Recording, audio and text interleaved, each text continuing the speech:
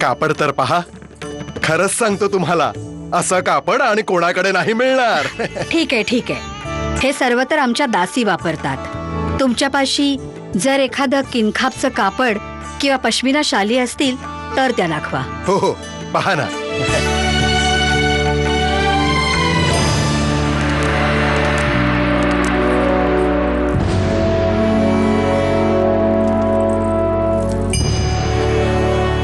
अरे, वरपक्षाकडून इतक्या भेटवस्तू आपण नाही नाही म्हटलं. पुष्कळ नको म्हटलं, पण मानतच नव्हते. मग काही रिकाम्या हाताने परत पाठवतील? त्यांची स्वतःची मान मर्यादा आहे, आणि शिवाय पारंपरिक रीतिरिवाज तर पाळावेच लागतात. आपल्या इंदूचं तर भाग्यच उजळलं. खरंच. मग लग्नाची तिथी पक्की झाली का? पुढील मासाच्या शुक्ल पक्षाच्या अष्टमीचा लग्नतिथी म्हणून विचार केला जात आहे. अरे, तर मग फारच कमी वेळ उरलाय जाऊबाई. आपल्याला तयारी सुरू करायला हवी. हो हो, अवश्य. पहा ना, आम्ही आपल्या इंदूसाठी किती आभूषणं खरेदी केली आहेत.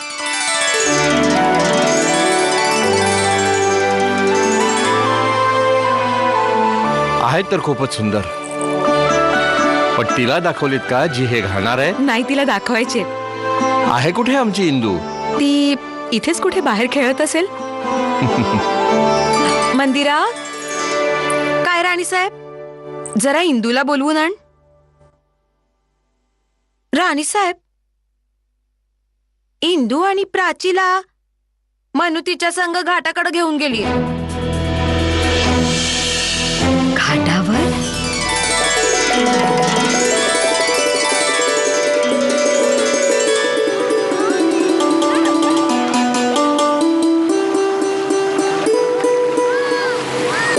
नाना भाऊ आतापर्यंत यायला हवे होते ना, अजूनपर्यंत नाही आले.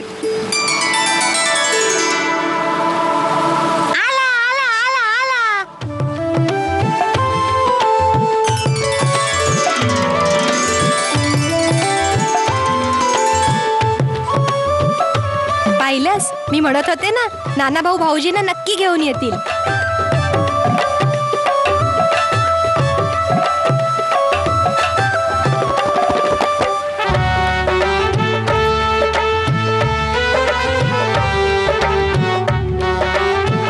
बघ ताई, तो तर तुझ्यापेक्षा पण सुंदर आहे.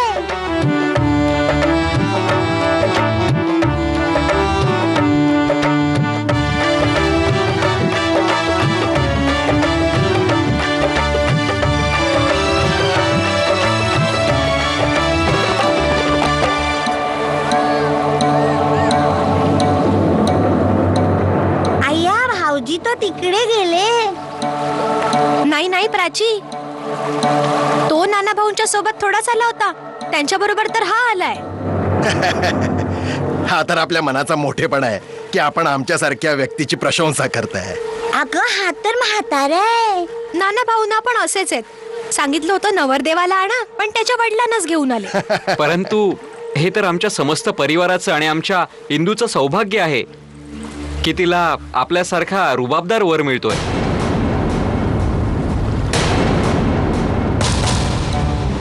जी श्रीमंत, केवळ इतकंच नाही, इथली 1/3 भूसंपत्ती आणि गंगा पारचे ते परगणे सुद्धा आपल्या सेवकाचेच आहेत. अरे वा, म्हणजे आमची इंदू राज्य करणार. याच्या बरोबर इंदुताईचा विवाह? बघ ना ताई, अगदी राक्षसाचा मामा वाटतोय. शी शी शी, करू नको याच्याशी विवाह. हो, पण कौसल्याच्या निधनानंतर आम्हाला आमच्या दोन्ही मुलांची चिंता सतावतीये. 2 मुलांचा बाप? माझं काय, मला तर फक्त माझ्या दोन्ही मुलांकरता एक आदर्श माता हवी.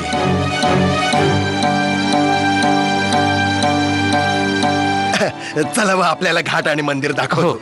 यावं. हा तर अन्याय आहे इंदुताई. कधीही होकार देऊ नकोस या लग्नासाठी. हो ताई, जर तू या म्हाताऱ्याशी विवाह केलास तर मी तुझ्याशी कट्टी घेईन. कधीच नाही बोलणार मी. कसं करेल ती असं? आम्ही नाही होऊ देणार हा विवाह. आजोबांना सरळ सरळ सांगून टाकेन, आम्हाला नको हा म्हातारा भाऊजी. मनो, मी पण सगळं स्पष्ट ऐकलंय.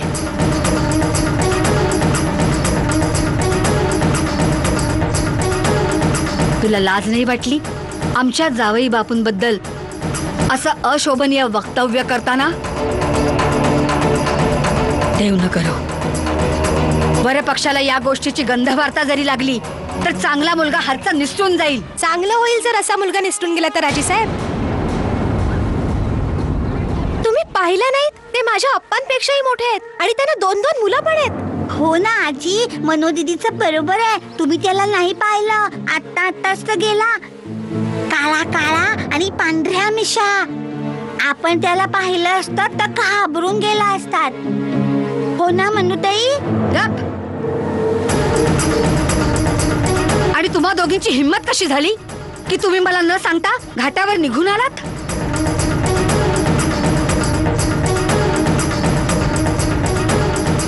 आजी साहेब ह्या नव्हत्या आल्या, आम्ही आणलं त्यांना इथे. चला शीघ्र, मग सांगते मी. चला.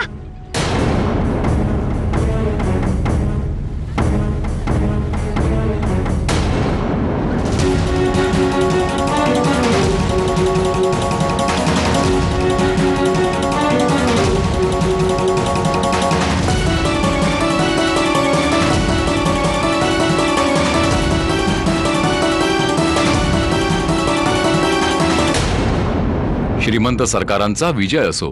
आपल्या आदेशानुसार ज्योतिषाचार्य पंडित निळकंठ महाराजांना ही भेटवस्तू पाठवली जात आहे.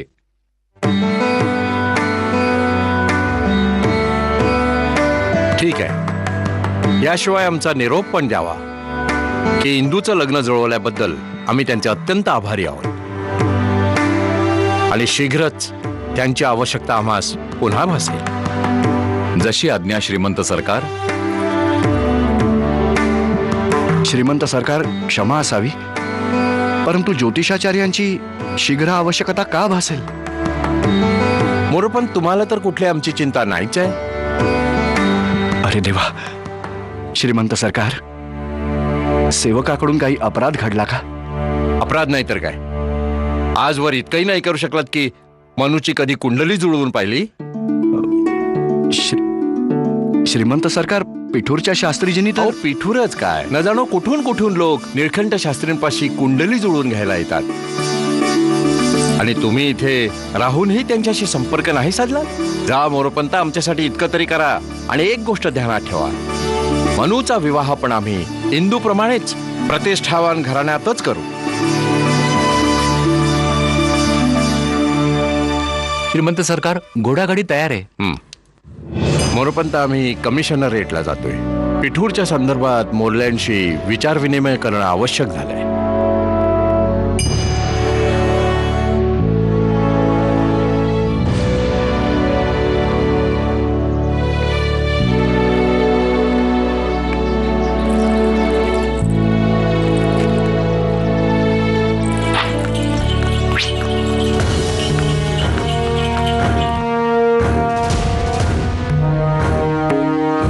श्रीमंत सरकारांचं योग्यच होतं. निळकंठ शास्त्रींना भेटायलाच हवं. कदाचित पिठूरच्या शास्त्रीजींची मनूची कुंडली पाहण्यामध्ये काही चूक झाली असेल.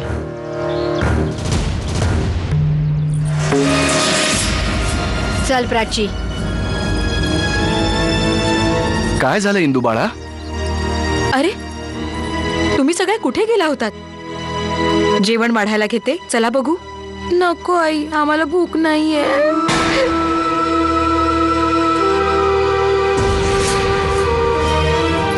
अगं काय झालं? इंदू बाळा, तू का रडतीयस? तिला काय विचारता? तुमच्या लाडक्या लेकीला मनूला विचारा.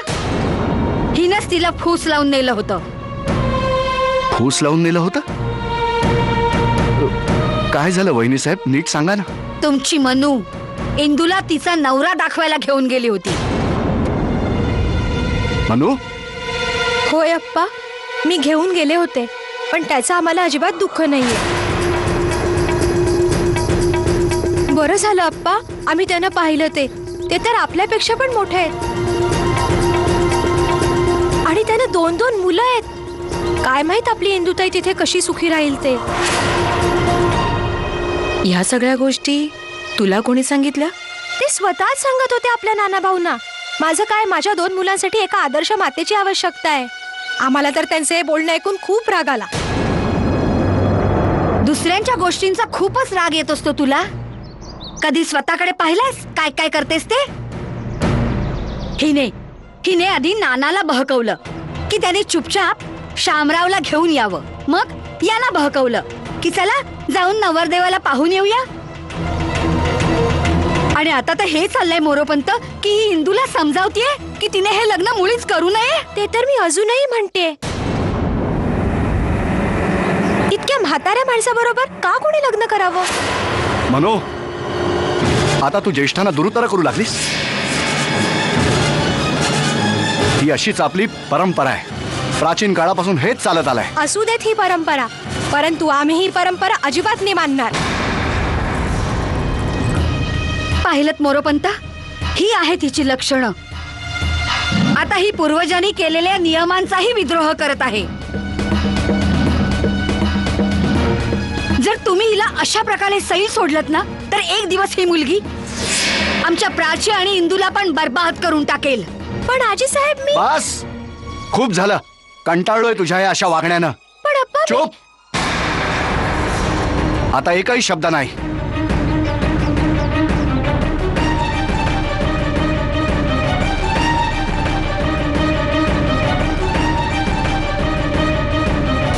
असं वाटतं ही मुलगी नाही सुधारणार. आपल्या अशा चांगल्या संबंधांना एक दिवस तोडूनच टाकेल. देव न करो आणि असं होवो. पण जर आपण मनूच्या नजरेनं पाहिलं तर तिचा विरोध उचितच आहे. उचित आहे? केवळ मनूच्या विरोधाकरता आम्ही आमचे जुने रीतिरिवाज विसरून जावेत? ते आम्ही कसे विसरू शकतो? पण तीच तर आपली लाचारी आहे. वहिनी साहेब, काय करावं? कधी कधी असे प्रश्न विचारते ज्याची उत्तर आपल्यापाशी नसतात. बरंच समजावलं मी. आता तर आपल्यालाच विनंती आहे, आपणच समजावावं. मी काय समजावणार मोरोपंत? ही मुलगी तर भल्या भल्यानं शिकवत असते. वहिनी साहेब, आई तर नाहीये तिची.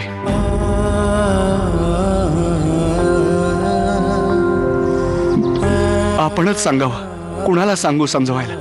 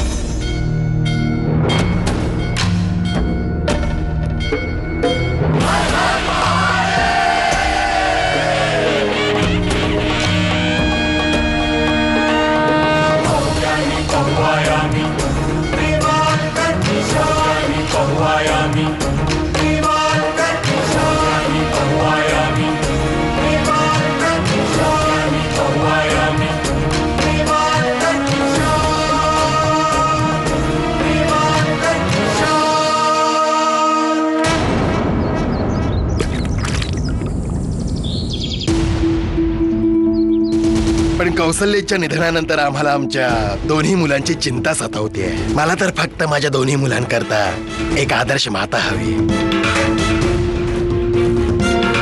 जर तुम्ही हिला अशा प्रकारे सैल सोडलत ना तर एक दिवस ही मुलगी आमच्या प्राची आणि इंदूला पण बर्बाद करून टाकेल.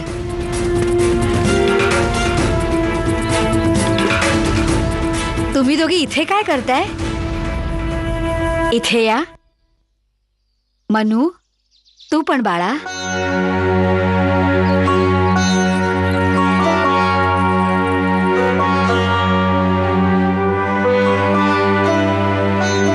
ये बाळा. बस बस इंदू. मनू बाळा, तुला जाणून घ्यायचंय ना की आपल्या गौरवशाली परंपरा रीतिरिवाज हे पाळणं का आवश्यक आहे? हे बघ मनू, संबंध अनेक प्रकारचे असतात. माता पिता, भाऊ बहीण, मामा काका या नात्यांचा आधार विवाह असतो.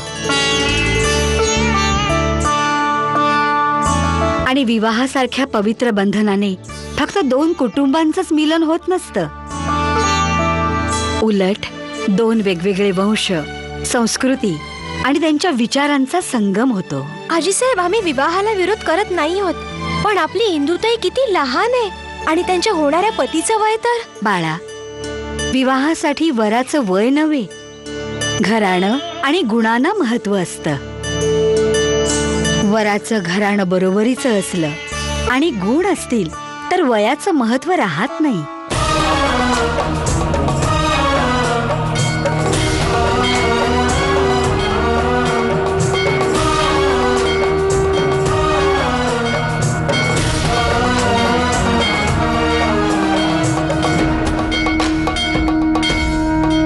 माहितीये का मनू, शास्त्रात तर असंही म्हटलं आहे की जर कन्येचा विवाह वयाच्या 13व्या वर्षापर्यंत झाला नाही तर तिच्या माता पित्यांना जन्मोजन्मी नरक भोगावा लागतो.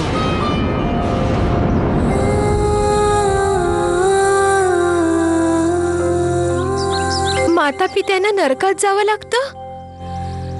हो बाळा. मनू, तुला बरं वाटेल का की तुझ्या आजोबांना, तुझ्या वडिलांना जन्मोजन्मांपर्यंत नरकाच्या यातना भोगाव्या लागल्या तर?